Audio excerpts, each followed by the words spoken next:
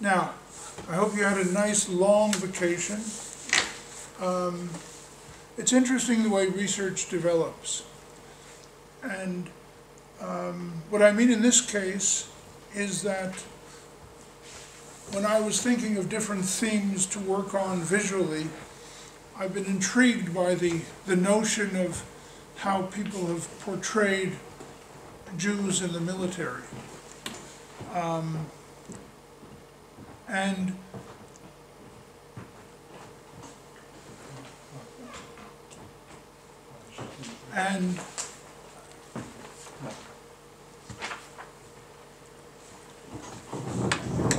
when I began working on it, a colleague of mine at the Hebrea University had been working on it from a different perspective, not necessarily a visual perspective, Michael Silver. And then just recently, in a book which I've asked you to read a few pages from, by a very fine historian who is now at Harvard, Derek Pensler, wrote this book on Jews in the military. So, in a sense, as you all are in various stages of doing research, one wonders what happens that at some particular time a theme becomes important to different scholars at different places without necessarily knowing that somebody else is maybe doing it, or sometimes they do know that they're working on it.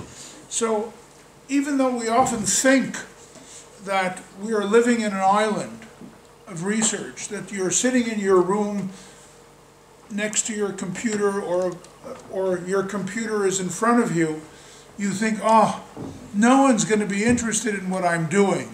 Maybe a person here, a person there. And next week when we speak about the Wandering Jew, I will tell you the same experience happened to me there, that I was interested in the notion of the Wandering Jew, and then a colleague in the museum world in Paris told me that she's interested in the Wandering Jew, and gradually we came together and we did a very nice exhibition in Paris on the Wandering Jew. And since then I've seen different studies, and of course another colleague in Jerusalem has been working on the Wandering Jew from a non-visual perspective for many years. So with that, I want you to keep in mind that even when you think that you're doing something that doesn't interest anybody, consciously or subconsciously you will find that there are other people who are interested in some aspect of the problem, okay, that you are interested in, and maybe asking different questions, but they are clearly part of this world of academic research and scholarship, and then it's sometimes maybe challenging. Oh, do I have something different to say, something new to say that they haven't said? And so you begin to feel, oh, maybe they're doing something which I've done, and what I've done is not worth anything. And then, of course, you begin to think, well, it's nice to having somebody to talk to. So, with that, I want to begin today by reading you something brief, but very significant, which will enter you into the mind of what I'm trying to get at in this conversation on From Powerlessness to Power, by beginning at the end of my story. And that is by bringing you something from a historian who is also a soldier. And that historian was a historian of the Annals school. And please, since we are in a research seminar, if there's something which is not clear to you, I use the word "now," hoping that you all know what I'm referring to. But if there's something unclear, please just raise your hand. Don't be shy.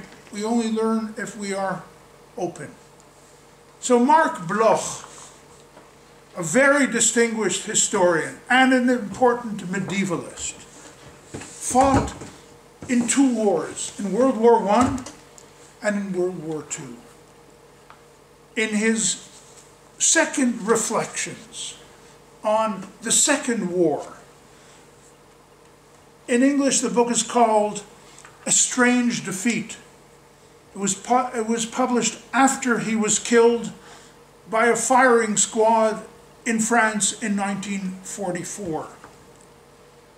It's a statement of evidence written in 1940, but of course the book was published posthumously. In that very interesting reflection on the Second World War, Bloch tells us about his devotion to France and his family's devotion to France from the French Revolution, when his great-grandfather served in the French army in 1793. His father defended Strasbourg in 1870 in the war against Germany. And then he served in World War I, and then in World War II, first as a foot slogger, as he called it, and then later as a captain. His proud recognition of what France gave him and his sense of identity with France comes up in a few words which I want to read to you very carefully and slowly. And I'm quoting Marc Bloch, one of the important figures of the Annales school, and of course a very great medievalist.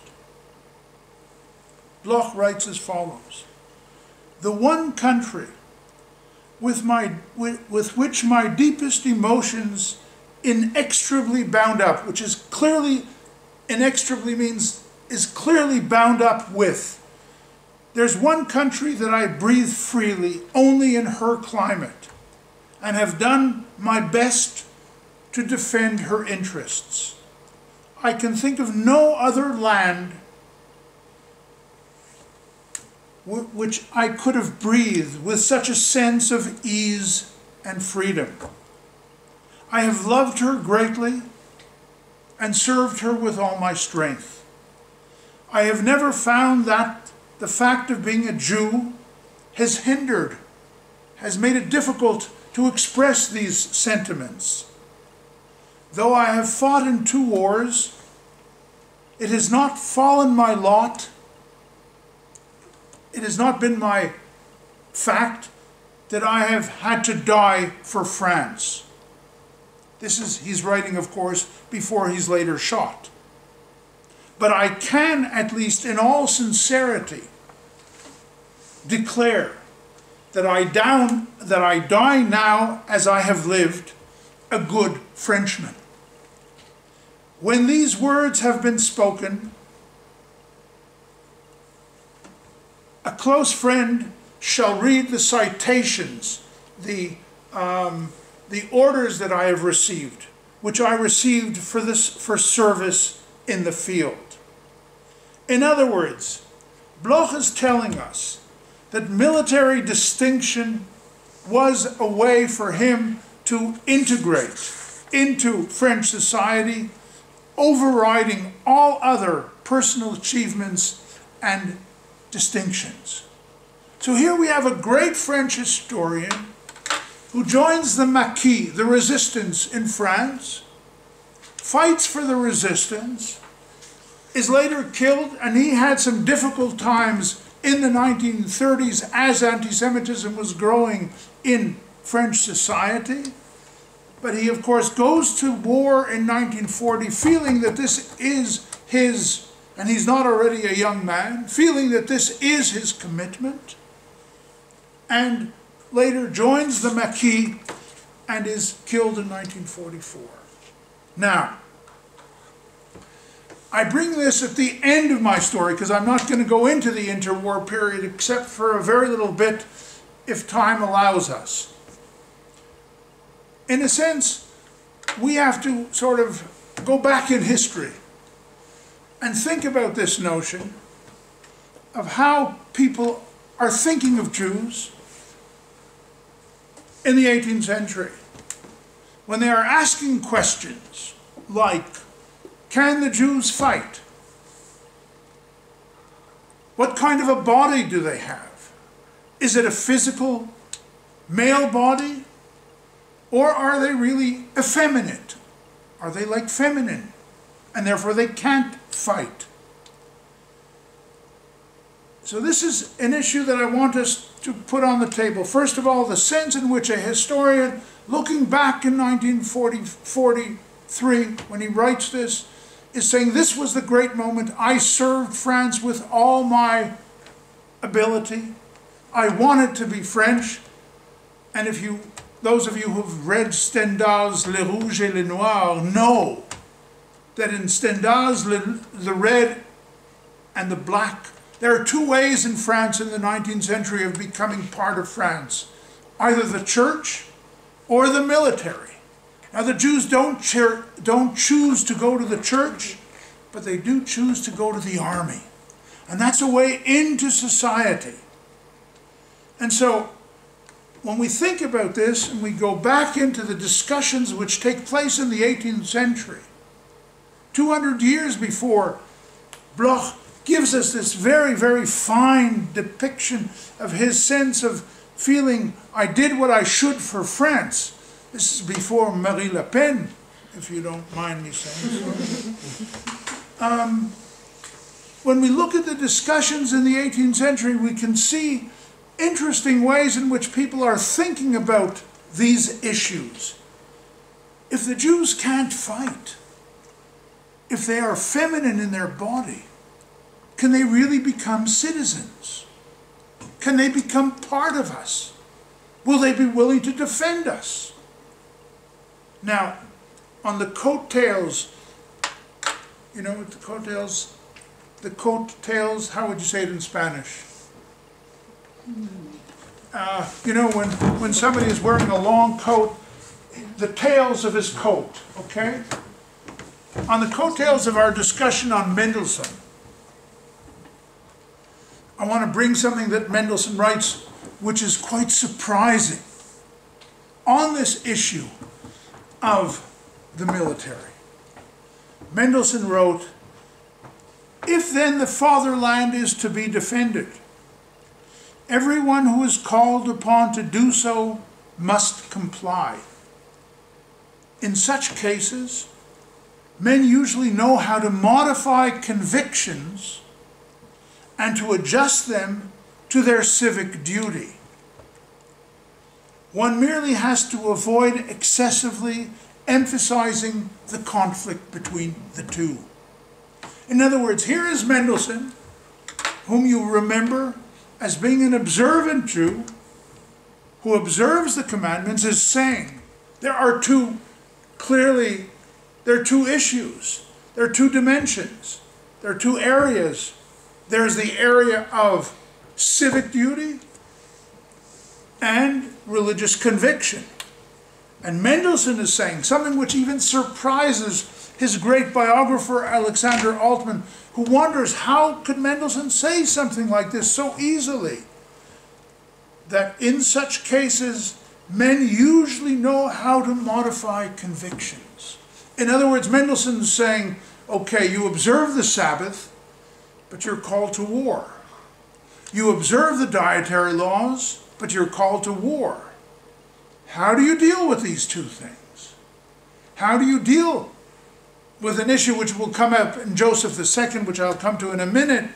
Those of you who may know, and I will need some Spanish translation of this, that Joseph II in 1788 will even allow Jews to come to the army saying, and you will not have to wear châtenets.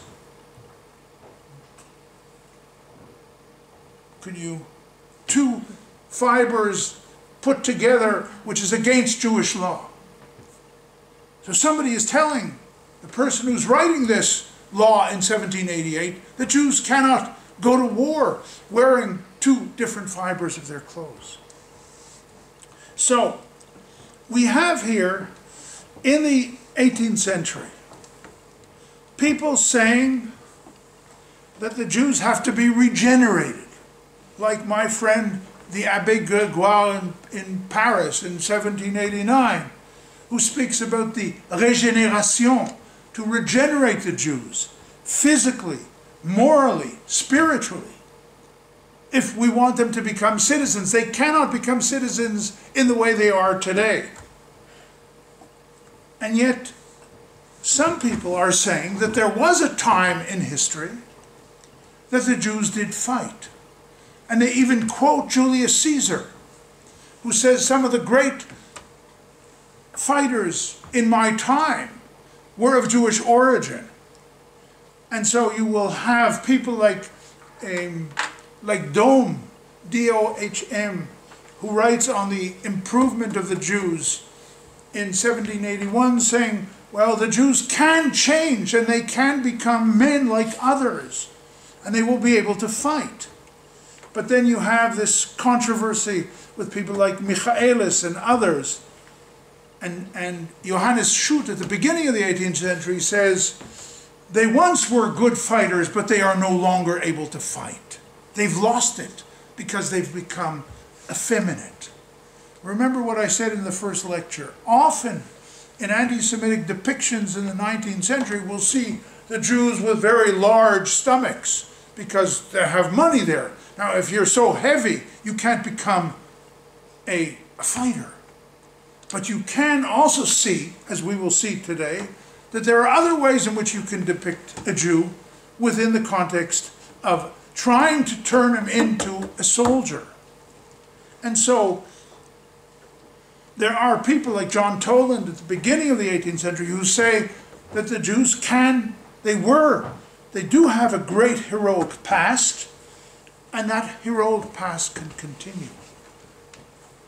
So let me put this together in these introductory words. You can probably ask the question in the following way. Was the Jew able, capable, willing to serve in the armed services of other countries, like other citizens? What do we do with the conflict between religion and army? What do we do with the Sabbath? What do we do with kashrut? In other words, you're using the issue of the military as a way in which you can possibly say, can Jews accommodate to the state? My good friend Napoleon Bonaparte, who's not the great friend of the Spanish, especially after yesterday you celebrated your battle against the Spaniards. So what does Napoleon, in the 12 questions he asks to the deputies in 1806 and then to the Sanhedrin, say? Napoleon says to them, do you see this as your country? Are you bound to defend it? So, you know, we always learn from history something which I'm sure you've heard in many different discussions. We always have to hear what we don't hear. What is implied in the question. What is, of course, implied in the question is we don't really believe that you're willing to defend our country. Because really we don't believe that you see this as your country. So, if it's not your country, and you don't believe in it because you have another country, you have a promised land somewhere. It's interesting. Let me just remind you of something else. John Locke, name means something to everybody. Famous essay on toleration at the end of the 17th century. John Locke says, I have no problem with the Jews. I have a problem with the atheists, and I have a problem with the Catholics, and to a certain extent even with the Muslims. The Catholics, because they have a country, they have a state, they have the Vatican, and that's what they're loyal to. The atheists, this is the 17th century, remember. The atheists don't have anything which they support. And the Muslims are not really part of our society. So, this is John Locke throwing out something which is interesting. He doesn't speak about the issue of the military.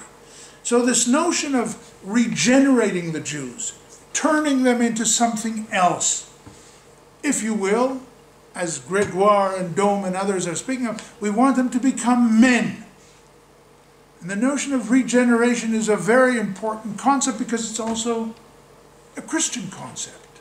We want to change these people morally, physically, spiritually, because we don't really believe that they are at the moment at the same level. Now, and I will just conclude these general remarks just to give you a feeling of why this subject is so important for anybody talking about the modern period. When Joseph II publishes his second edict, it's not really the second, but an important edict of emancipation, or of toleration, to the Jews of Galicia in 1788, he wants them to go to war because, as you know, Joseph II at that time is at war, continues to fear the presence of the Ottomans. And so he wants the Jews, but all of a sudden he has received all these Jews from the partitions of Poland. He has now 150,000 Jews, which he didn't dream about before. If he dreamt about it, it was not a very good dream. And so when he says we want the Jews to have a separate group, we want to do everything possible that they'll be able to go to battle, the rabbis say, oh no, we don't want you to go to war. So in other words, this is something which we're going to encounter throughout the modern period. There will be people, think of this. I mean, the Spaniards haven't had to deal with this so much in terms of Spanish Jews going to the army. But when you go anywhere else, you're going to, at some point, all of a sudden have people, rabbis who become military rabbis, who go and help the Jews in the military. But in the 1788, when Joseph is making this very strong declaration, offering the Jews to enter, the rabbis are saying, we got to fast. Because this is a terrible moment for the Jews. Realizing clearly, as it will happen with Nicholas I, that if you're going to take the Jews into the army, when they come out, what's going to be with them? They won't be probably very Jewish. Nicholas I, 1825, 1840, 1855, in Russia, coerces the Jews to go into the army for over 25 years. No, but you must see this as an act of integration. I want you to become part of us. I want you to separate yourselves from your ways of living previously. And one of the two ways that we can do it, one is education, and one, of course, is the army. That's why in Israel to this day, it's a constant battle between very Orthodox Jews who are saying, we don't want to do this. This is the worst thing that could possibly happen. And they're right. In other words, they see this conflict between state and the army as being a battle in itself over how we want to live. Okay? So, before I start showing you some visual material, I want you to remember this, that you are now in the end of the 18th century. You are rulers and you're thinking of who these Jews are, and I'm going to put them into the army. What do they look like, these Jews? I'll give you some adjectives. They are awkward, they're lame, they're inept, their inability to take orders, they can't abide by military procedure, they don't know what a gun looks like, and I have to turn these people into people who are going to fight for me. Okay?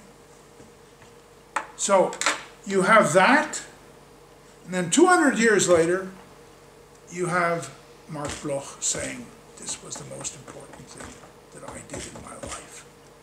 And for those of you who've read his great works in medieval history, you should know that this is part of his world, that he saw himself so much as a Frenchman. Now, can you turn off the lights? Do you have questions or comments before I go on? Because now we're going to start looking, and if you can't see well, because there are some visuals which are black and white, please come forward. Now, we have a lot to do, and we'll go as far as we can.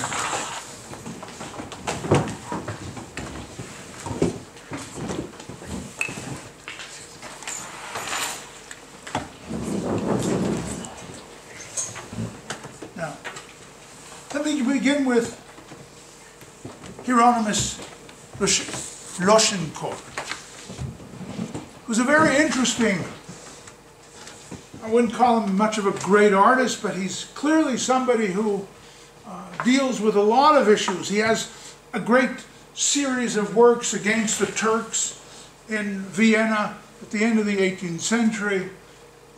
He really understands that, makes fun of the Turks because he sees them as an example of the Ottoman world, which he wants to which he fears to a great extent, because he sees this world as something which is not appropriate, and continuing to fear the sense of their penetration into Viennese society. So Loschenko concentrates on a few themes which we're going to see in different ways in different places. This is in Vienna, late 18th century. So the issue is, how do you recruit the Jews? What do you do to them? How do you turn them into soldiers? Well, let me just concentrate on a few things. Take a look over here. These are your Jewish soldiers. And you have a military officer who's coming to clip off their beards. And so this is happening over there, it's happening over here, it's happening over here, and we have a legend which tells us exactly what's happening, that they're all trying to, basically the Jews are trying to avoid going into the army. And then you should see, of course, in the background, this group of women, these Jewish mothers probably saying, my God, my great son is going to go to the army. And so the issue of how does the family protect their son?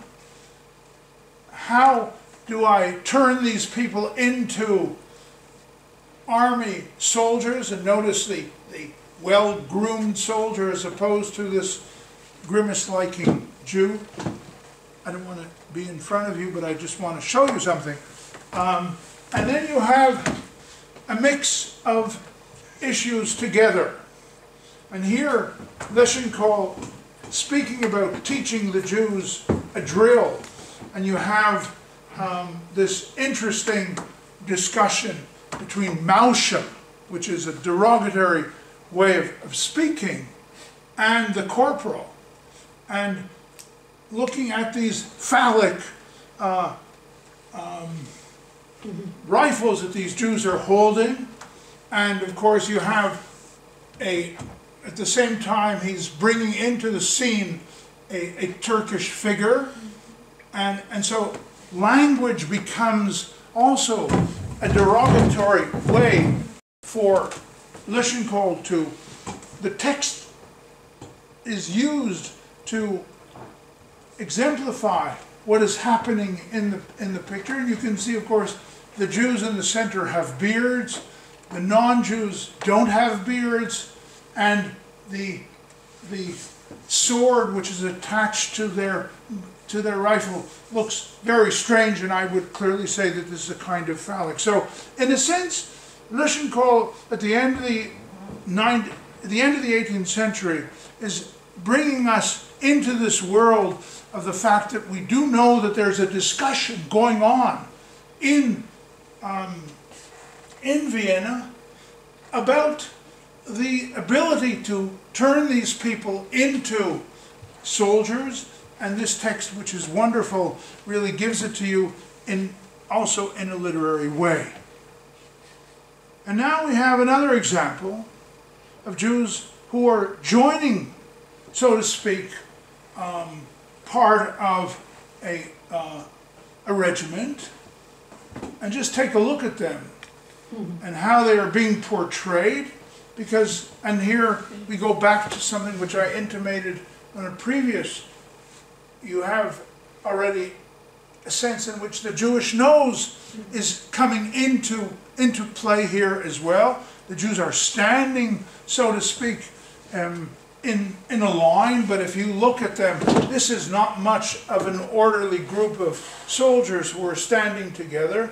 And so these images are published in newspapers.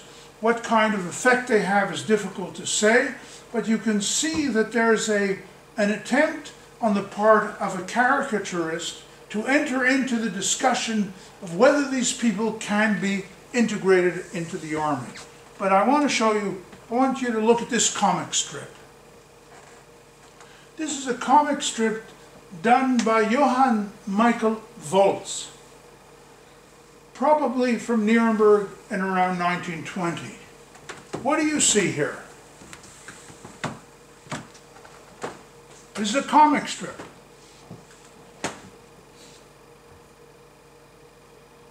Anybody want to tell me what you think you see? Where does it begin? Well, it begins here, when the officer is telling him left, right, left, right, left, right. He's trying to teach him how to stand. So you go this way, left, right, and little Jacob is a bit making fun of the officer. And so here you can see this very sort of, I would think, kind of effeminate movement as he's being chastised by the corporal. And then we see, what's happened? There's an attempt for him to shoot a rifle, but he really can't do much. And so the soldier eventually feels that this is impossible to turn this person into a soldier. And then we have him back at home, looking at his girlfriend in the opposite window, and he's sitting thinking, I'm smarter than they are. And he gives it the title, Jacob der Dichter, the poet. Okay? So now, Johann Volz is important to us because he, at some point, is associated with a very strong anti-Semitic publication, which comes out of a play which was called Unser Verkehr, Our People. And it seems to me that if we look at the people that he depicts for that play, we can say that here is our Jacob, and this is the same Jacob that we see over there. So, in a sense, Volz is trying to show us our people and depictions of what they look like and what they do. And so this is, in a way,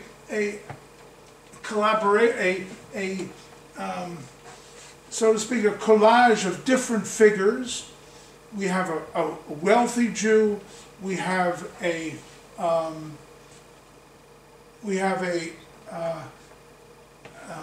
Jew who goes around, doesn't really look like a wandering Jew, but he's a kind of voyeur, flaneur who's trying to find money. We have Mr. Morgenthaler, we have others, and these are the figures of the Jews, and then of course there's good old or good young Jacob. So the sense in which, beginning of the 19th century, when the military issue appears, one has to, here you have a much better sense of this, there's a depiction of classical figures. And these classical figures are appearing in many different places. And in a way it goes together very much with this play, Unser Verkehr, which was very popular at the beginning of the 19th century in various cities in Germany, when the issue of whether Jews should be integrated into society is something which appears very strongly. Now, just to give you a few different examples of how this is happening at the end of the 18th century, beginning of the 19th century, you have an example here of the loyal Jew and French soldier, or beard against whiskers. Okay? So you can imagine that this particular caricaturist, and let's remind ourselves, late 18th century, this is post-Hogarth, this is the period of Rowlandson, the period of Cruikshank, this is the period of very fine caricaturists who are entering into the political discussion. Caricaturists are very important. So I'll let you know tomorrow, monsieur, that I fight for King George and the synagogue. So this is the Frenchman, and this is the Jewish fighter. Not a very attractive looking man, as you can see. So that's England, late 18th century. I'm going to skip this and go to a Polish example. Now, these are Jews who are entering into the Polish National Guard in Warsaw.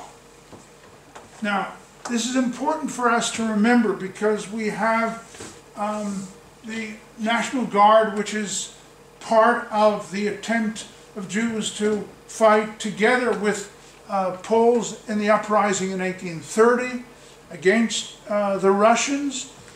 And it's a period before there is a moment in time in the 1840s to 1870, more or less, when there's a sense of brotherhood between Jews and Poles. But we still have, at this stage of the game, around 1830, a period in which these depictions of Jews who are maybe fighting together with the Poles, something which does not work together. Now, I'm going to skip this for a moment because I want to show you something else. And I don't know how I'm going to do this, but you'll bear with me for one moment. What I want to do is go to something else. I had trouble today trying to bring in some new images. I'll come back to this in a moment, and I want you to see something of a different character. Okay, now, take a look at this. Jews at the beginning of the 19th century are fighting for Prussia. They are invited to fight by Frederick William III, and this is a painting done by a German artist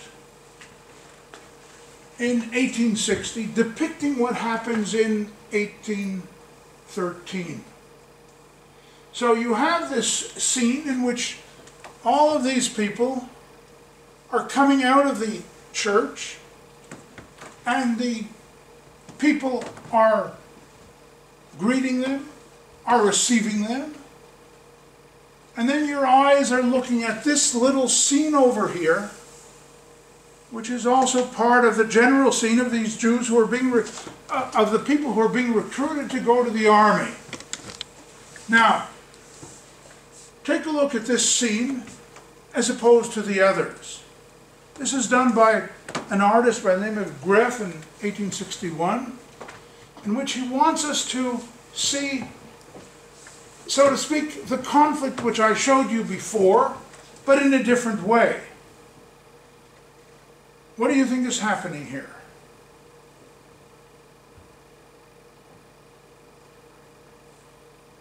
He wants to go.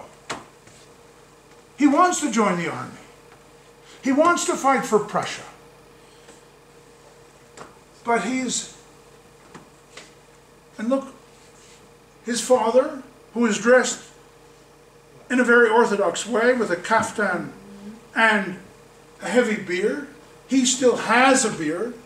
Others also have some form of beard, like this particular figure over here.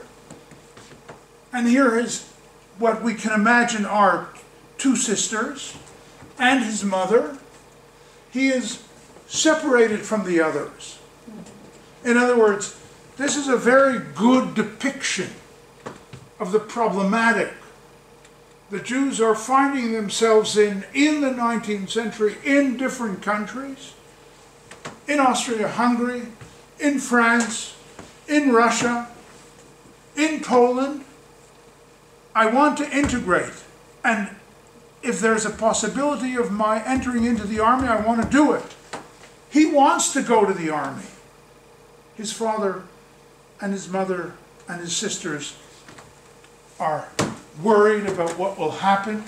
And so it's interesting, we don't have any other work by this particular artist describing the experience of Jews in the army, but I thought it's important for us to see, because it's clear that he pointed to something very appropriate, that there is this tension, and they are not part of this experience that we see going on here of these people who are very, very proud of the soldiers who are going to war. But if I've shown you this, I have to show you something else. So Jews are joining the army, and it's almost as if you can assume that there are caricaturists who are aware of the fact that Jews are now in the army, and how do we deal with that? Okay? And this is put in the first part of the first half of the 19th century, once again in Germany, where you see also the language, which is not a clear German. It's a Mauschen language. It's a jargon language. It's also trying to show us that these people, this is the way these people speak. They're in this line, and look at who we have here. We have here the head, the leader of the regiment, and these Jews, including this bearded Jew.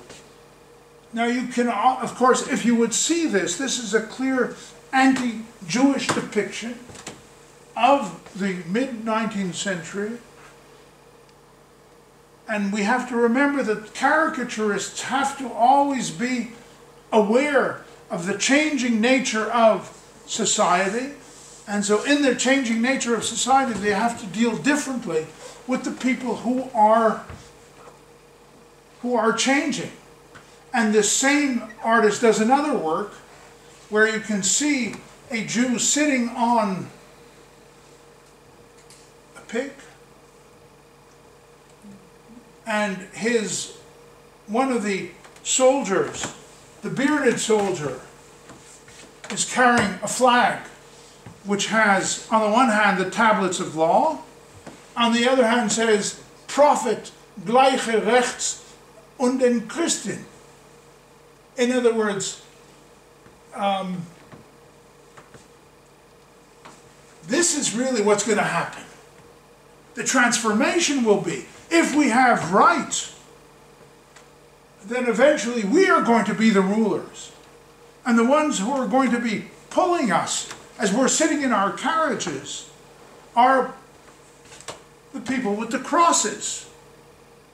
So, in this very difficult attempt to portray what's happening if the Jews go into the army, we're basically saying, oh yes, the Jews are happy to go to the army, because eventually they are going to become powerful, and these are our commandanten, these are our leaders. So the notion that the tablets of law, and there you can see probably the fear of these Christian women who are looking down upon what's happening from the window, seeing this evolution. So we have soldiers, they are in the army, but they don't really look like us. They haven't been changed. They haven't been transformed. And I'll show you just one more example of this. Again, this flag, prophet. We will have equal rights with the Christians. But equal rights with the Christians means that I will be sitting in the caravan with a crown on my head and with a whip. And the people who will be leading me are people with the crosses. So, I have to remind you of something which I'm not going to at all bring in any of those images because they don't relate to the army. Now, just as this is a ceremony going on. In other words, there's a marching ceremony. Now look at these figures who are marching. You have Jews with kaftans, you have the drummer, you have a whole series of figures who are very strange looking soldiers. But the notion of a Jew with a crown, which of course goes back to Christ. Okay? But around the same time, this is on the eve of the revolutions of 1848, some of you may have read at some point Wagner's famous essay called Das Judentum und der Musik, Jews and Music. And in his Jews and Music, Richard Wagner speaks about the fact that the Jews no longer want to be the king. They no longer want to follow Christ. They want to be our kings. And so one of the depictions often we see in the 19th century, this will continue more extensively, is Rothschild will be the king of the Jews. In other words, we no longer want to be the king of the Jews a la Jesus. We want to be king of the Jews. We want to be king not of the Jews. We want to be kings of the country in which we live. So, integration, and this is very important for you to remember. Integration has a fearful sign for those who don't want to see the Jews fully integrated. What happened? Richie. Yeah, I just want to get back to the... Sure. A question. These last caricatures are related to any specific geographical area in the German land, or are from everywhere? You know, so is there any concentration in a specific place of this caricaturesque representation of the Jews? I'm asking because of the way they were dressing, very Oriental, Polish way. I don't know. They were dressing in such a way. Let me go back to that. In Frankfurt, for instance. So.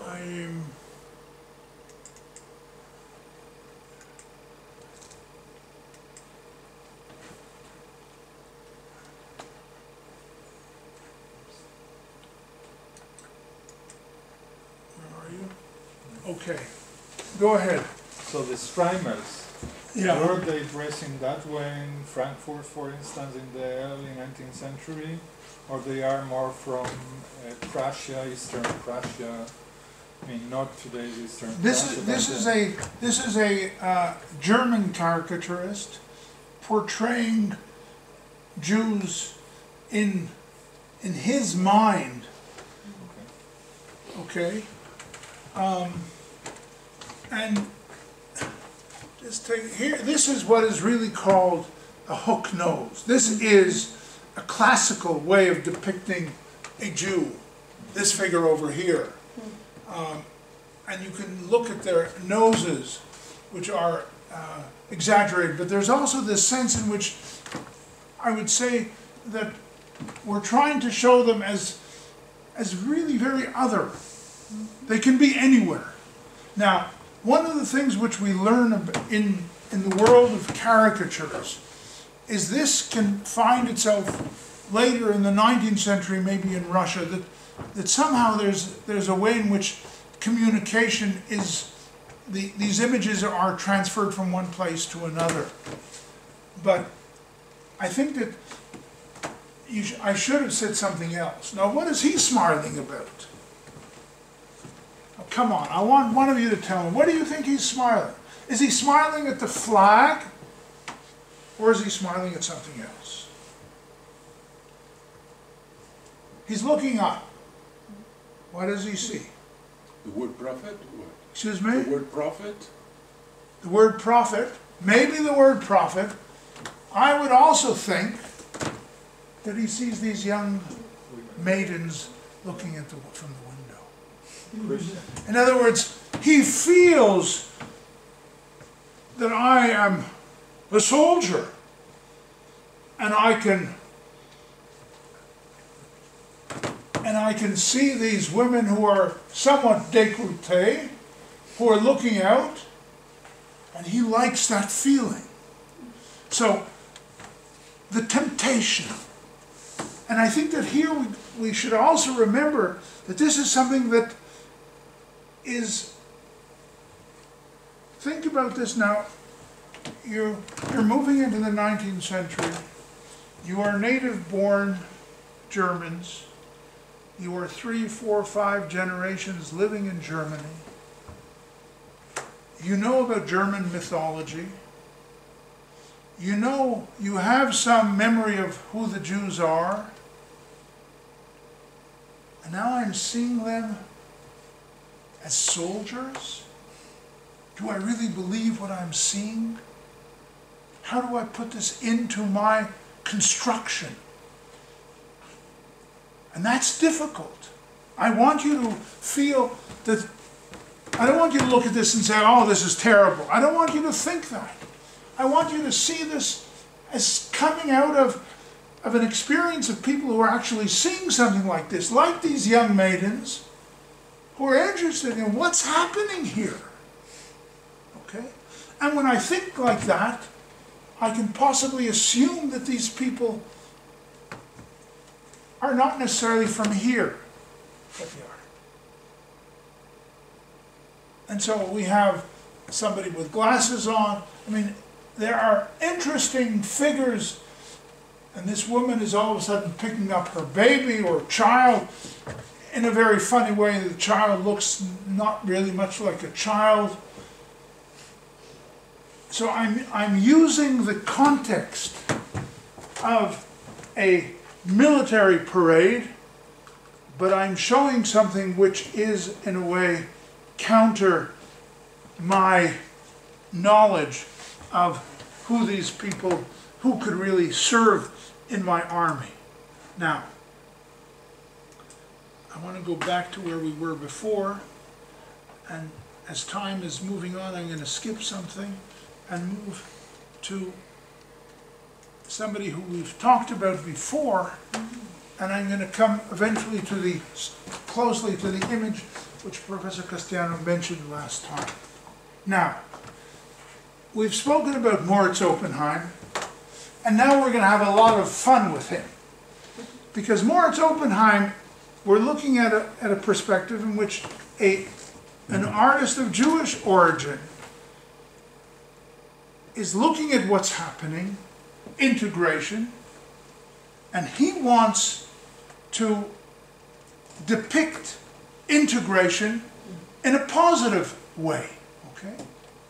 So this is one portrait of, this is a relative of Oppenheim, someone who actually does fight in the War of Liberation in 1813, and Oppenheim gives us a very good sense of Baruch Eschwege, and he doesn't necessarily continue this theme until he comes to this very, very famous painting which Professor Castaño mentioned last time. Now, good afternoon, sir. Yeah, good afternoon. Now, look what's happening here. This is the return of the volunteer from the wars of liberation, the wars of 1813, to his family still living in accordance with old customs. And this is the way it's called. Can you see this well from where you're sitting? Yes? Good. Now, I want you to, now you're no longer the German citizens, you're a Jewish family. You're a Jewish family sitting at the table, and our hero comes home from the war, though the painting is done in 1833, 1834. It's dedicated to a major champion of Jewish emancipation by the name of Gabriel Rieser. And so what we're looking at is a few different things at the same time. The mother is at the center, even though the soldier has come in. She's standing in front of the table. You asked me about the table. We're going to talk about this in a second. She's standing and, of course, has this very warm smile towards the son who has come home. Now, the father is wearing a skull cap. He's clearly looking at something on the soldier's arm. He is being fondled by maybe his girlfriend, maybe an older sister. We can see that he's already clean shaven, not like his father. Well, his father's also, clean shaven. He also has a small little beard. Father is acculturated to a certain extent. They're observing Shabbat.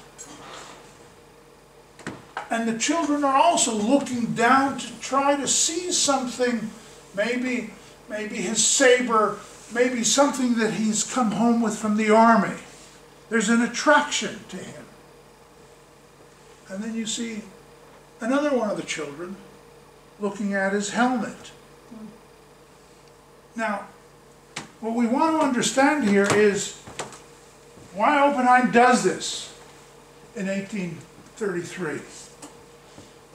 In a sense, you could say that he's created this Jewish ambiance, the books in the background, the Mizrach, the Shabbos lamp, the table. The father was in the middle of study, teaching the children, the wine cup, the chalot on the table, and everything has changed now. The soldier has come home. So, again, we can say this is very much of a didactic painting by Oppenheim, who wants us to recognize that Jews fought in the War of Liberation, but he's also, of course, coming back to the issue which we began with in my opening remarks, that you can be a soldier, and it does not necessarily have to be like that painting that you saw by Gustav Greff, that the father is saying, don't go to the army. I have gone to the army, I come home, and I'm received by my family, and everybody wants to see what's happened. But the mother, and this is in true Biedermeier style, the mother is standing firmly at the center with this very warm look to her son who's come back from the army. And you can probably see that in the background it's a Chanukiah, there's a menorah, which is over here. In other words, Oppenheim has created a mise en scène which is very much of a scene of a Jewish home, a observant Jewish home, and you can look at the very, very warm, proud look on the daughter's face, who is maybe saying something, so to speak, to her mother. Look at him. And she's, of course, look what happens.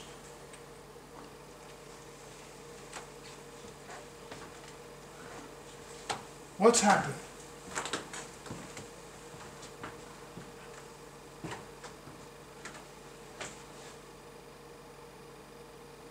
Any change? He's What's wounded. what? He's wounded. Lovely. He's wounded. Now, 34 years later, Oppenheim goes back to something he painted but he does it in grisaille, which is a form in which you can easily reproduce the work. Now look what's happening here. As Katja mentioned, he's wounded. Now, why did Oppenheim change this? I mean, that's a kind of art historical question that you would want to ask. Why would he feel, he changed all, you didn't say this, but of course you noticed it. He changed also the young maiden behind him. The father is now clearly looking at his wounded son. The son is looking, he looks very dapper, though he has a beard, maybe he's been in battle of sorts, and he's looking very warmly at his mother. So you could probably say, which is what I would interpret, that Oppenheim needed to make a further statement. He didn't only go to war, but Jews have been injured in war. And he wanted us to see that he's come back injured, and he's still warmly received by everyone in the family. I even perceive a certain smile in the mother, a warmer smile than I see in the original. I may be wrong. But there's something which has happened in these years that you can say that, as Oppenheim was obviously thinking about. So we go into the mind of the artist, who is clearly very well aware of this issue of integration into German society at that time. And he's creating his famous series of Jews, of the Jews living in traditional life, which we're going to come back to in a moment. And he does this. But he also does, well, this we saw, right? As we move into the 1870s, we see this scene, which now you can understand how it fits into our discussion.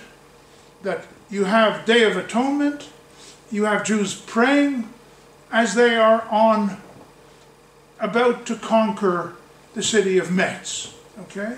So this fits perfectly. We have many soldiers.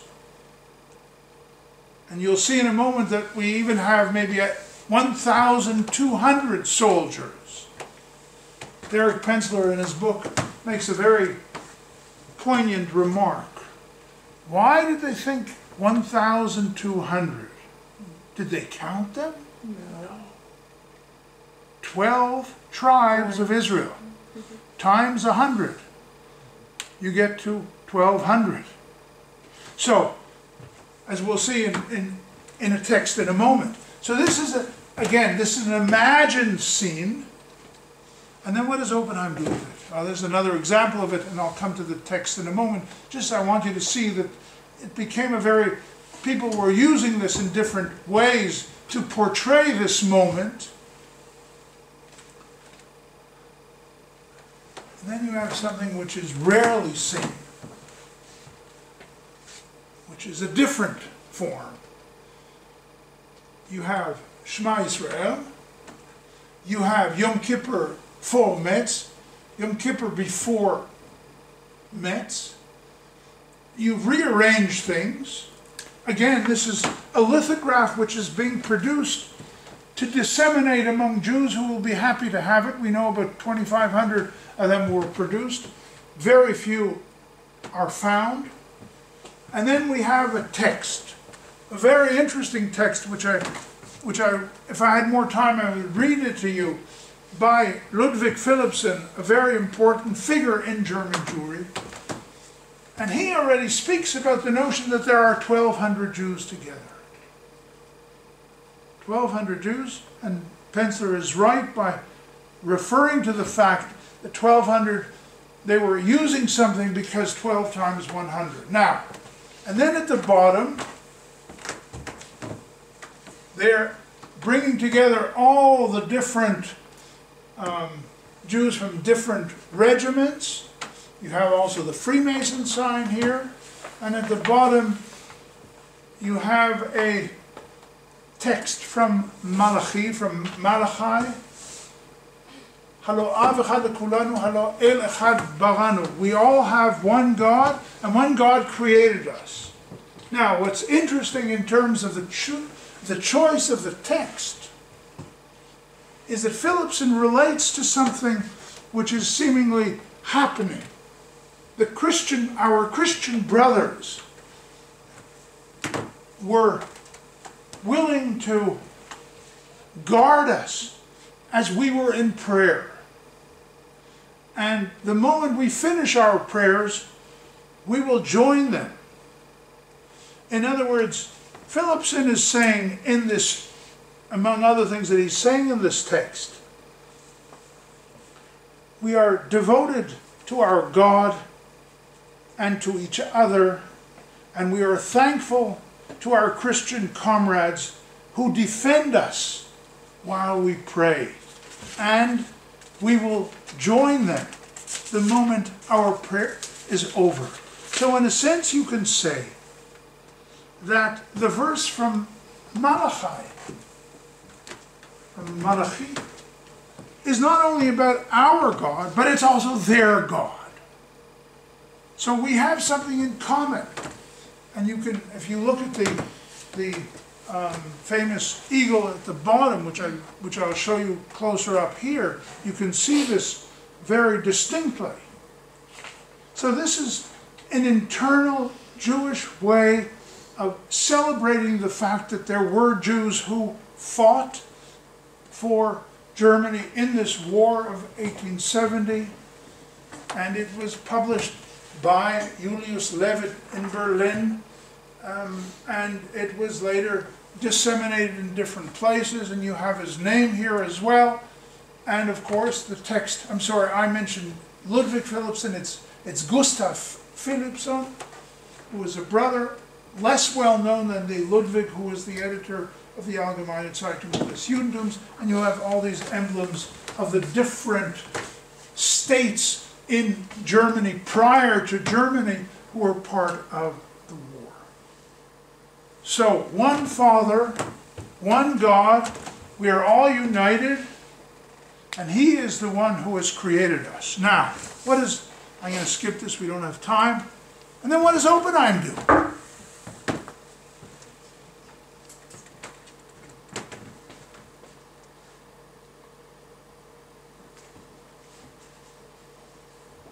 You're smiling, Teresa. Why are you smiling? Because who did you see in the picture? Who did I see? Who are you smiling at? I like the scene. What? I just like the scene. I like the picture. I Okay, like now, the way. I want you to tell me a few things that you see. Come on. I want to hear your voices. Is the name the yard site? This is the yard site, yes. You all know what a yard site is? Yard site es la celebración anual, la conmemoración anual a la muerte de una persona. Okay. Por eso Now, el yard site.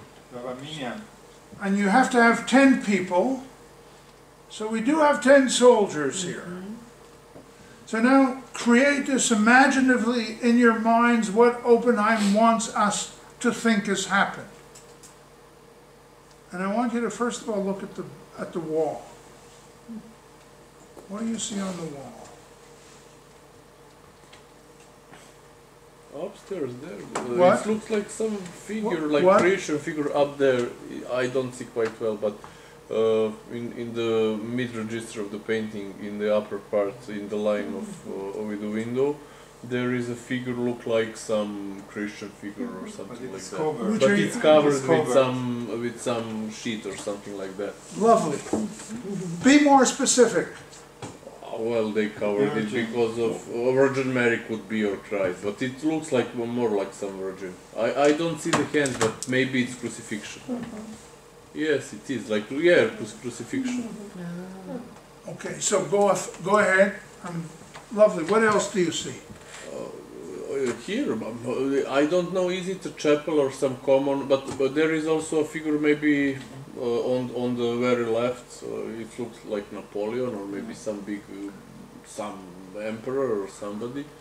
So maybe this is some common place for all the soldiers, but they have their neshama in the middle and then the focal point of the picture, and they're praying all together, and they accommodate the space for the Jewish rite. What else do you see? But okay, the kids, we saw it like they are sort of witnesses or people who are attracted by the some. Jewish, non-Jewish? No, non-Jews, of course. So what is Oppenheim trying to do here? Lovely. Now you've put the particulars on the table. Now explain what's happening. Well, in a way, this is a depiction of one yard site. It's something what would happen during the wartime. They need obligation to do it. That's one thing. On another side, he's exposing that sort of ritual to non-Jews and to the other people. As you previously said, it's also something what is not obscure or something occult, what is hidden of the other people. But for me, it's very interesting how he dared to cross the crucifixion and simply to, in the same time, says that it's not a Christian religion, and any site or any iconic representation of other religious denomination, in fact, is not something what is welcome. We are Jews and we will stay Jews. We will obey to our customs and do the yard site thing. And almost if we need to cover the crucifixion and or other symbols, we will do it, but still it's something what is open to the publicity or something like that. Lovely. Lovely. So now let me put it to you in this way. We're all soldiers, and we know that he has this day of memorial. Okay? And we're very tired. We've been fighting. But we know that we want to respect him, that he has to say his prayers on the yard site. And we're of different elements. We're maybe more important soldiers than others. And we are very tired. One or two of us has a prayer book. One of us has a prayer shawl. And we have to find a place where to do this. So we come into this broken house. This is, of course, imagining what Oppenheim's trying to tell us. He's not giving us 1,200 people out in this huge plateau where we're having the service. We're coming together in a small context. We come into the house, and what do we see? We see a cross on the wall. And we don't take down the cross. So, in a sense, we're saying, we want you to see that there's a cross, but we want you also to understand that we could not pray in the room where the cross was. So we have to cover it. So, in a sense, there's this sense in which we are being secretive and revealing. We're revealing something.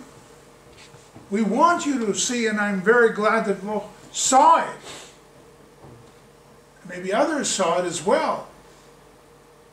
And then he covers it. Very smart. And then, as you said clearly, we have the two young children, because Oppenheim left the window open so that they can see what they're doing. So in a sense, it's as if we're talking about the Jews praying, and there are crosses all over the place. Right? And we're not all involved in deep prayer, but we are giving respect, and we of course have the clock, which is the memento mori. So we do have a memoir somebody who wrote in 1870, who spoke about the fact that here we were in this small little room, and you were right again to notice that we have this sculpture on the side.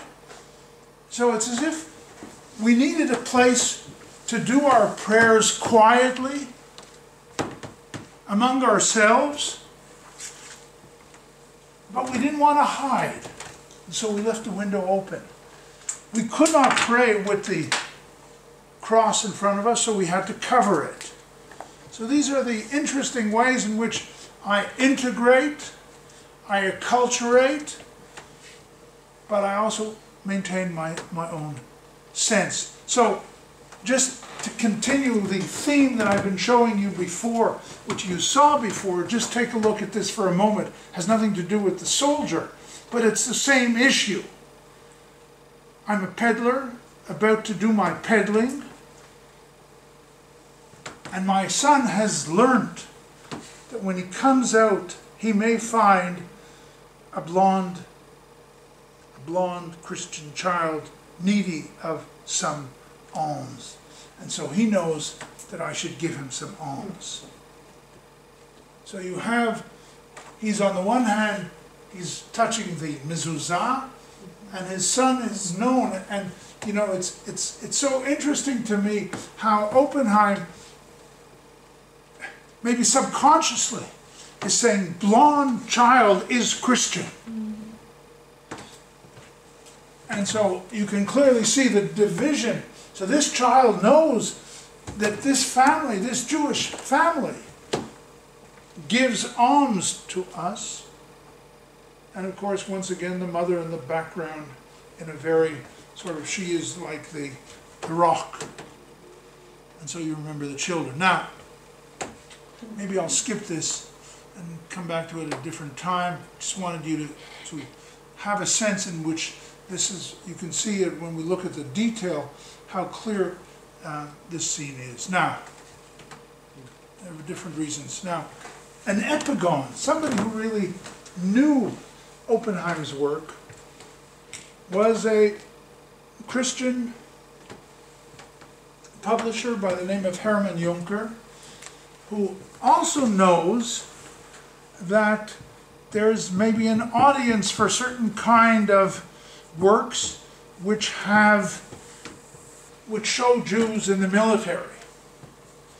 And so he does something else, and these are postcards which are printed in the late 1890s, again thinking that these are postcards that Jews maybe will send to each other in a sense of feeling that they are proud of their experiences being soldiers, as indeed Jews in many different places, especially in the Austro-Hungarian Empire and in Germany and in France, are feeling a very deep sense of being in the army. And he goes back, of course, to that great moment of Jews in front of Metz in 1870. But he takes them out of the field, puts them in a small room, a small context.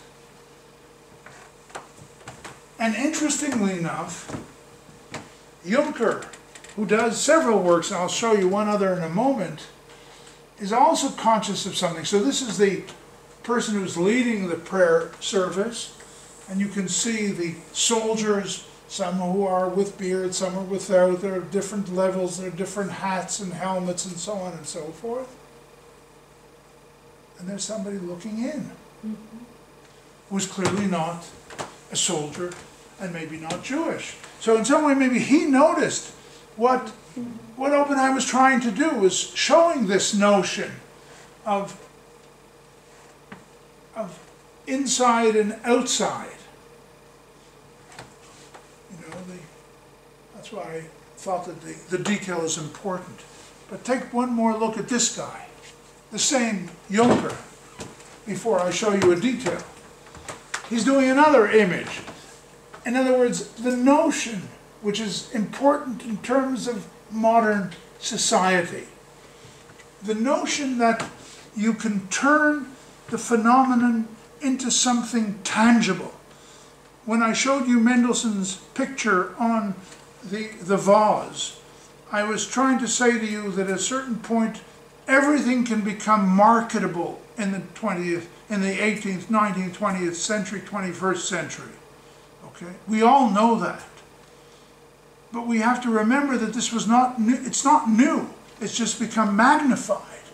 So he knew that there could be an audience. So he's put the Jews again back into the field. He's moved it away from what we saw in the other scenes. And then, of course, we have something very strange happening. Well, you have some Jews sitting, some Jews standing, some Jews praying. Now think back to the work of the non-Jew earlier and take a look at what's happening here. So it's as if Juncker is telling us that as this, on the eve of atonement, an Orthodox figure comes to sees the Jews praying, and one of the soldiers wants to show him the rifle that we're using, and how do you use it? Again, a clear sense in which I want there to be a unified group of individuals. I want to see that there is a large number of people, very different from what Oppenheim did, but I want this military experience to be a very clear one and an important one. Now, 10 to 5. Give me another, I don't know how much time, we'll see. Of course, the experience that you all know is the famous Dreyfus Affair. The Dreyfus Affair begins in France in 1894, and you can say it probably ends when Dreyfus is completely acquitted in the beginning of the 20th century in 1906. Now, we are in the period of a Republican context. We're in the Third Republic in France. Jews have entered the army in large numbers throughout the 19th century. They accepted the notion that they cannot be les rouges, but they can be les noirs, or they can be part of the army. And Dreyfus is a family coming from Alsace. This context is important. Alsace was conquered by the Germans in the war in 1870. His family is still in Alsace, in Mulhouse. And Dreyfus has gone the way Jews want to go. He's gone to Paris, and he's gone to the military, and he's become part of the French military, not a very important figure. If you would see what they served at his wedding with Lucy, you would see that he was not eating the most orthodox, not according to any observance of any rabbinate. He was having a very, very elegant dinner, and whoever was invited was not expected to observe ritual. And of course, this thing explodes in 1894. Very famous notion that he's,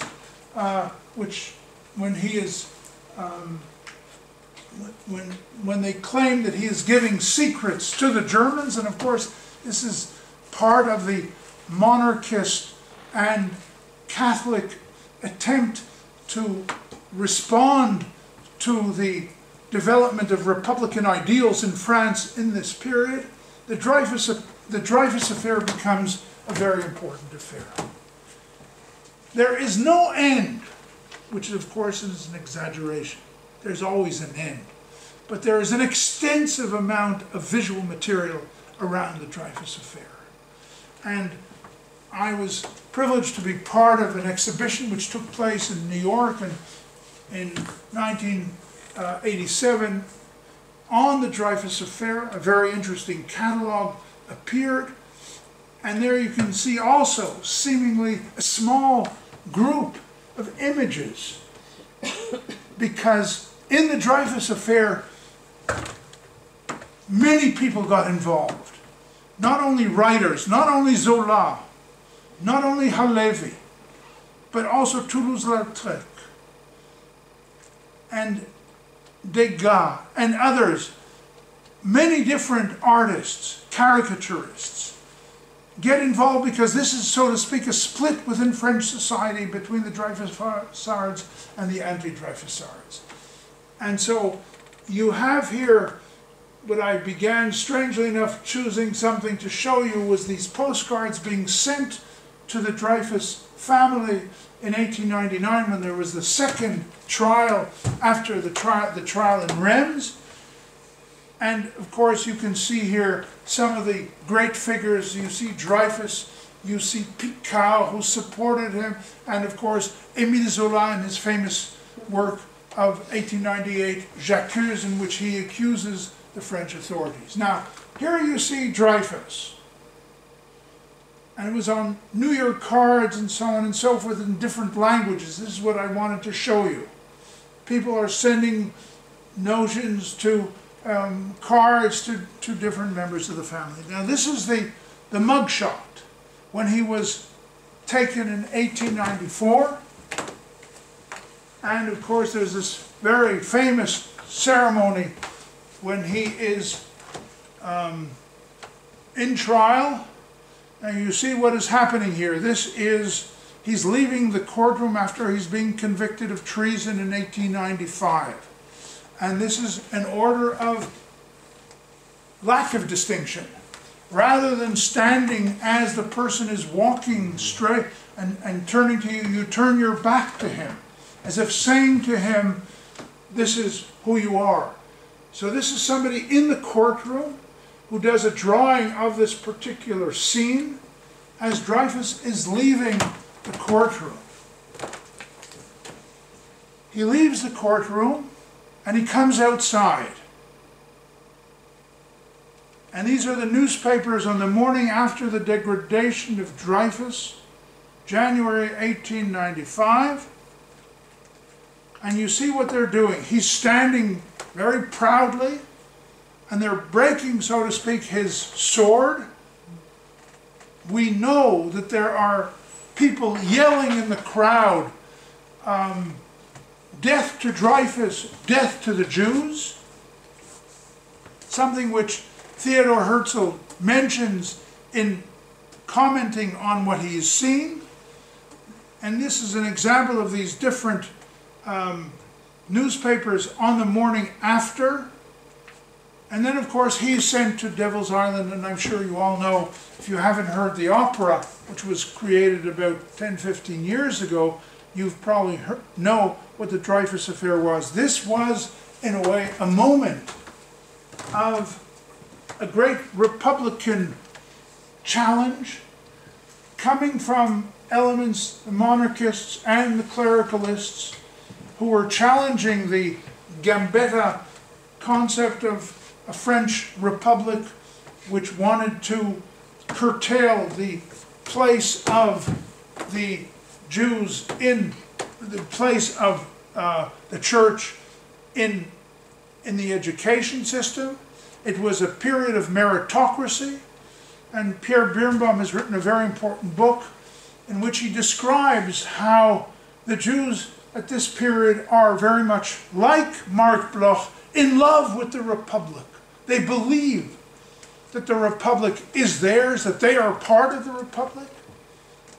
And Birnbaum, in one of his interesting depictions of one of these soldiers who had been a higher soldier than Dreyfus, writes that when they were talking about this particular soldier, there were comments made about his wife, who still made her table comme une juif. What did this mean, that she made her table like a Jewess? Is that she did not serve meat with milk. She didn't serve pâté. In other words, even though we have at this time soldiers who are of a higher rank than Dreyfus, there is, of course, clearly Dreyfus becomes a symbol of the issue, and that's, of course, what Zola will mention. Now, I have to be short, and therefore I did not bring you I'm bringing you nothing of what there is. I just wanted to show you one thing. You may know that in 1899 there was a second trial, and then there too he wasn't freed. And then you see Dreyfus, when he's finally exonerated, after the separation of church and state in France. And this is in 1906. Look at this man, standing so proudly as he speaks to French generals after being exonerated. And of course, he will go to war in World War I.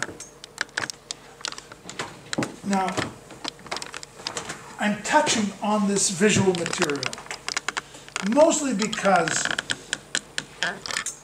there are countless very interesting artistic depictions, but I wanted you to see this contrast between Dreyfus here and Dreyfus being exonerated, and in the same place where he was being sent to Devil's Island, he is now standing firmly. And this, of course, became a poster and a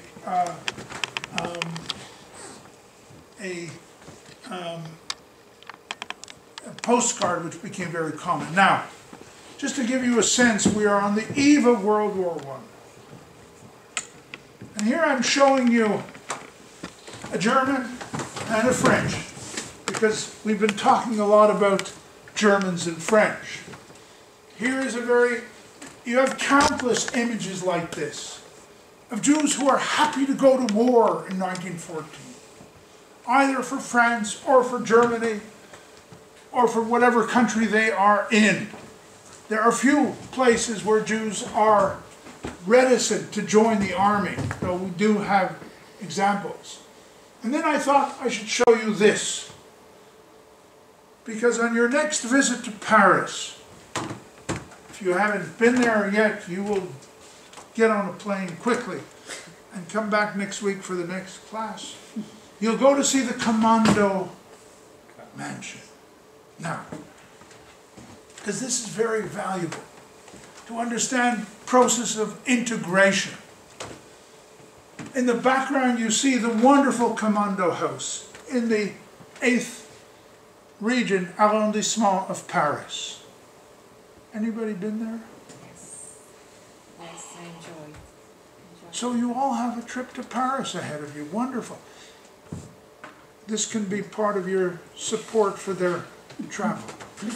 Now, you come, the 8th arrondissement is very important because you have there Commando family, which I'll talk about in a moment, which comes from Turkey.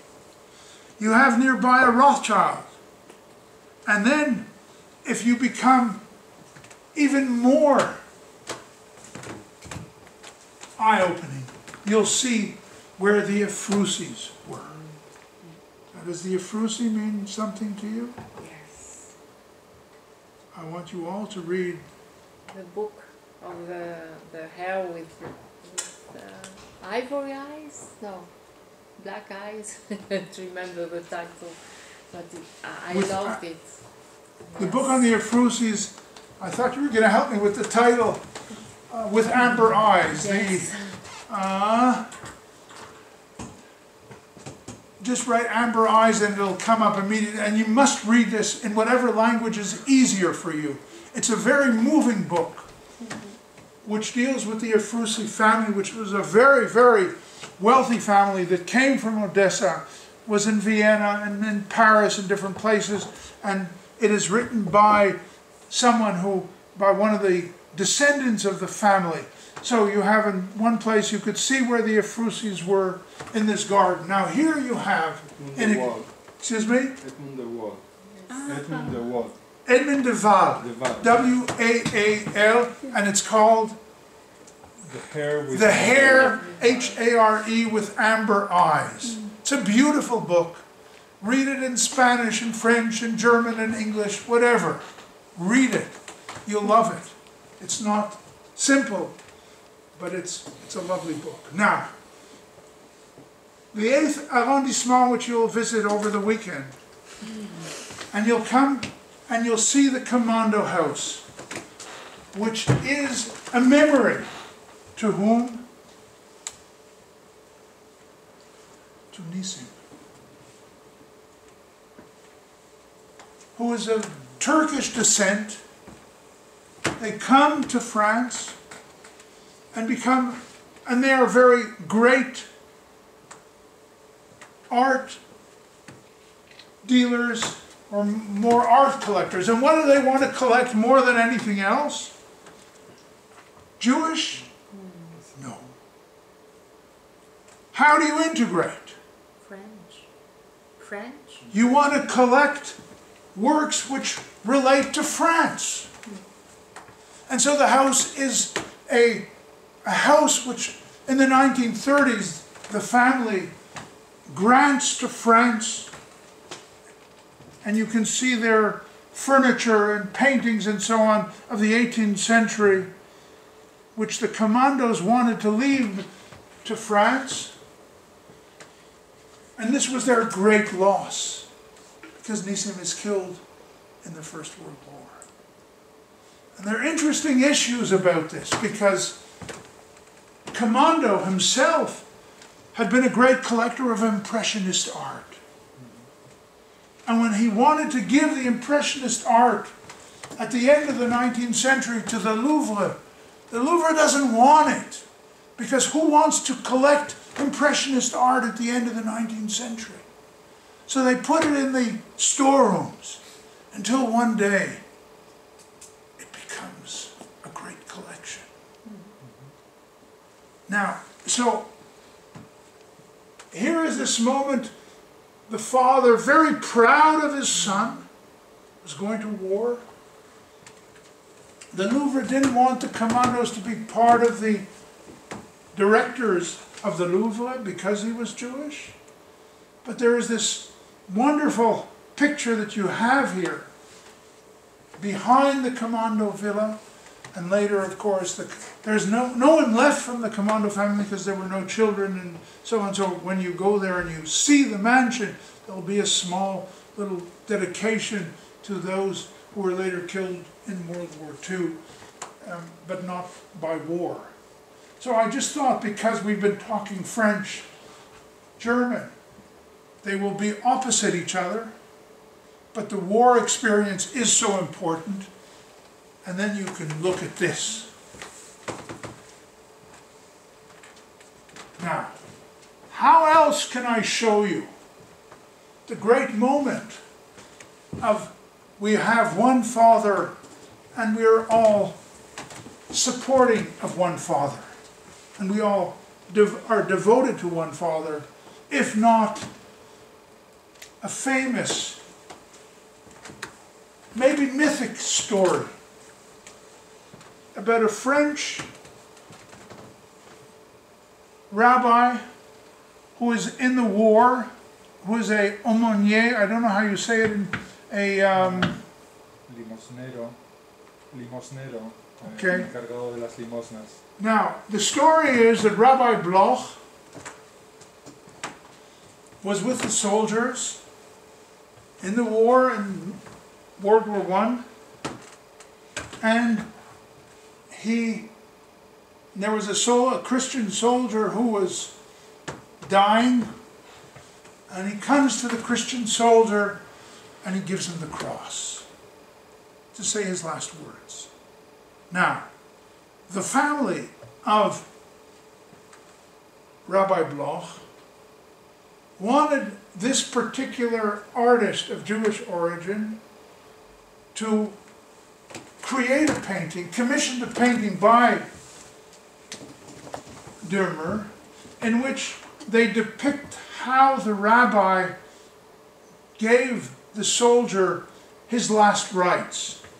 Why do they do this? Because seemingly,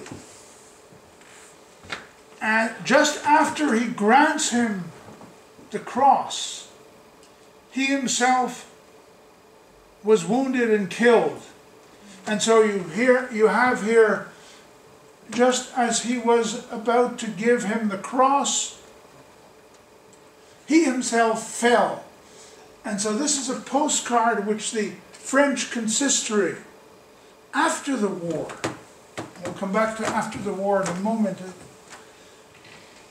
wanted to publicize, because where else in a period in which you have issues of conflict, and you have the famous French writer Barès speaking about the eternal, the spiritual families of France, and calls the Jews one of the spiritual families of France, you have this notion of a rabbinic figure in the war, giving a cross to the soldier, to a Christian soldier, and then himself being killed. So again, the postcard or the poster becomes a kind of symbol of unification, of being part of France, as it says at the top of this postcard, for the country. And then he died while offering a Catholic soldier.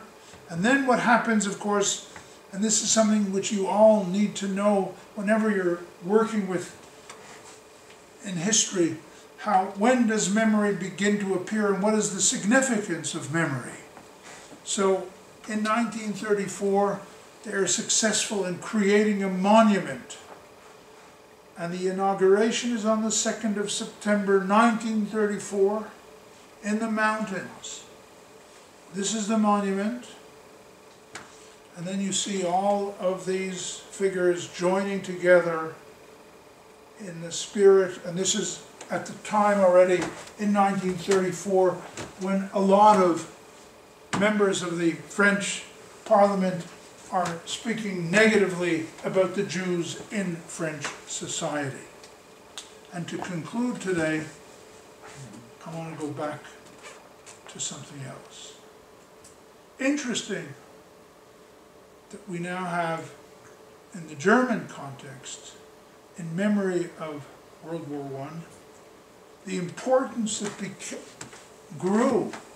The Jews wanted to say, we fought for Germany. We fought for France, we fought for Germany.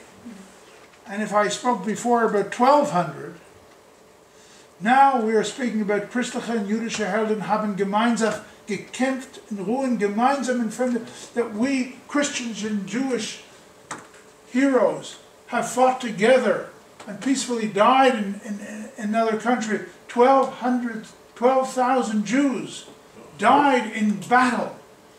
German women, remember that the Jewish mother, remember the Jewish mother in her pain. And this is now an organization, a Reichsbund Jüdische Fondsamt. In other words, a group of a Reich Association of Jewish Veterans, so are now publishing this an die deutsche Mutter, an die deutschen Mutter. In other words, telling the German mothers, this is the 1920s, when we're beginning to sense that we have to say, how can we show that we are part of Germany? We fought for Germany. And then the Jewish German artist, very, very important figure, who becomes at some point the president of the Prussian Art Society, but is also condemned for something which I'll talk about next week when he does this painting of Jesus in the 1870s. Max Liebermann has a series of drawings dealing with the war. And among other things, he has this image of "To My Beloved Jews." In other words, he is trying clearly to integrate the experience of the Jews with others, aware of the importance of this, and then he does this drawing. Den Muttern der 12.000, the mother of 12,000. Now, we have to understand that Lieberman was the epitome of somebody of great wealth. When you go to Berlin, the next time you go to Berlin, you may have a sense of where he had this immense palais, relative of Walter Rathenau. Important figures in German society of the end of the 19th, beginning of the 20th century. He dies, fortunately, in 1935, a very sad man for what's happened. But you can see that he too is now drawn in to the battle to show that Jews fought for Germany and died for Germany. And therefore the military becomes such an important symbol and therefore an important physical. And here is the weeping mother, again in publication of the Reich Association of Jewish Veterans. A year before he dies, he has this woman and the German flag as she sits on the grave, and you can think what he may be thinking. So I really should have ended on a happier note, but I decided not to go into other issues, but this is where I will stop. Okay? Yes, please. One correction. I can go back wherever you want. Lo que os dice este señor, el gran Rabban Bloch, es el capellán. Excuse me? Capellán. Chaplain, yes. Yeah. I was translating it. So just let me conclude with one comment. When you're thinking of topics of work, of research, you don't know where it can go. If you find an interesting problem, you can think about it from many different perspectives. But you should always remember, I think, that that perspective can tell you something about a larger issue, which maybe your small, particular problem doesn't necessarily work in that direction.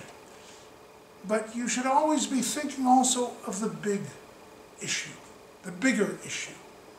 And so, if I'm speaking here about the visual material dealing with Jews in the military, I'm not only concerned with showing you fighting Jews, I'm concerned with bringing to your attention the fact how the image of the military, and of course I did not go into modern society for various reasons, but by this time, 1914, it's clear that if there is anything that we want to show to ourselves, so to speak, the Jews are saying to ourselves, how can we show the world that we have served it?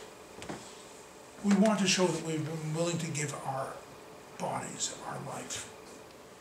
So, think about this. When you're working on your small little, what you may think is a small issue, always try to think that it has to have an aperture, an opening, a window into a bigger context, because that's where it gives it meaning.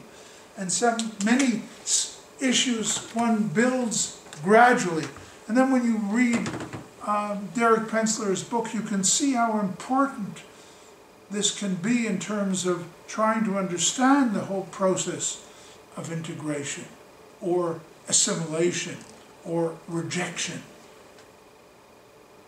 And so when, we could have spent the whole day just looking at visual material on Dreyfus. Maybe I'll just say one more word.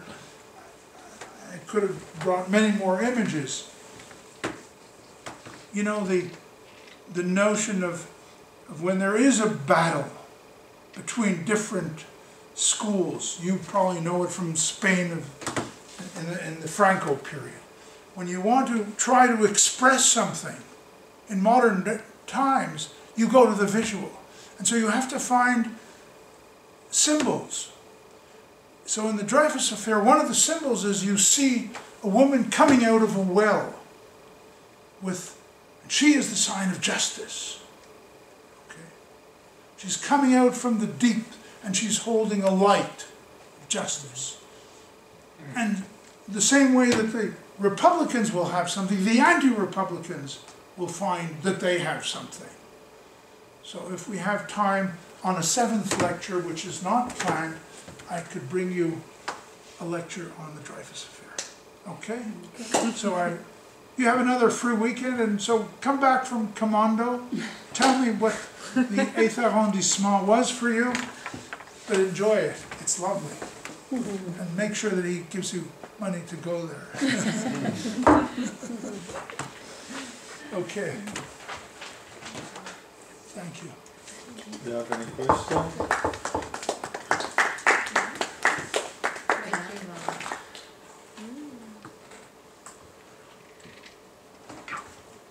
If there is any question. I hear maybe once more. What about the memorials and memorialization of these Jewish victims, but in the form of a monuments in Europe? That is another issue, very important. You see, because after the First World War, even before that in some places, you have the creation of groups of Jews who joined together who fought in a war. And it's very important to them, their sense of identity. I can share with you, I had an uncle who served in the Canadian Army in World War I, in World War II. It was the most important thing in his life. It remained for him for years after. And whenever there would be a ceremony, he would come dressed with his citations and he became the president of the war units and so on and so forth. So it became a form of identity very strong. And so sometimes they would join with other groups, and so then of course they would want to have monuments, they would want to have memories of what they did. So that's another area that you could simply go into in whatever country you're interested in and see what one does with these monuments, how you create these figures. But I have seen, and of course in Israel, you also see this, but I'm speaking about Jews who fought in different armies in different countries. It remained for them a lasting moment, like Mark Bloch. That's why I feel that when you listen to Mark Bloch, who did so many important things in terms of historiography, to think that this is what he wanted somebody to read at his funeral. Read the citations of how I fought for France. So then, at some point, you can see with the Rabbi Bloch, he's killed in 1914 or 15. 20 years later, we have a monument. Now, the monument has to come from people who want to use that moment for something else. Maybe I want to remember Monsieur Bloch, but I want others to see this. That's what a monument does. I mean, we walk by monuments all the time. You walk through Madrid and you see this figure and that figure, Does it mean anything to you? Well, it meant something to some people when they built it. Very much so. And there were always battles over those monuments. And those discussions over those monuments are like discussions over synagogues. Where should I put this? And then, even you young people remember when Saddam Hussein fell. What do we see? Keep knocking down the monuments.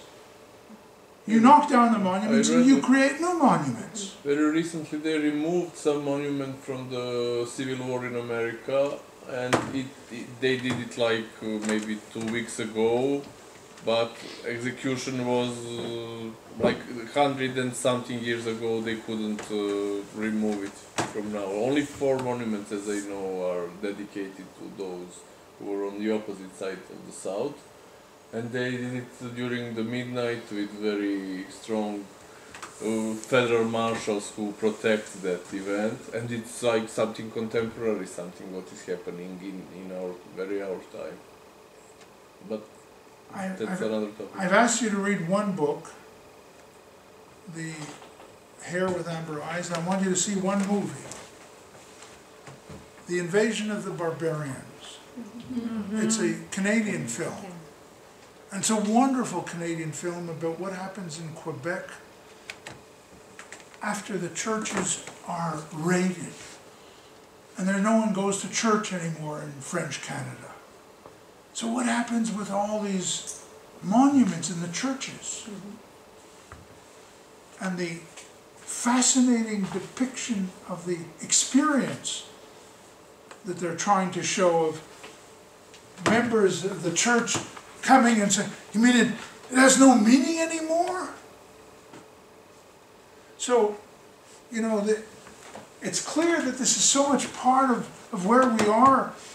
And Duval, I had the opportunity this year, let me just share with you this personal experience. Duval was invited in November to a conference in Israel. It was the first time he came to Israel. He's not of Jewish origin. His father is a member of the church in England. He is a scientist who eventually knew about this collection of artifacts. And when he wrote this book, he looked into the history of his past, really creating a monument for these objects. They're objects. The amber eyes are objects, which he describes. And it was clear that this man's life has now changed. He's not only created a monument for his ancestors, but he's also left a historic monument of this Afrusi family. So sometimes books can be monuments. So write your book.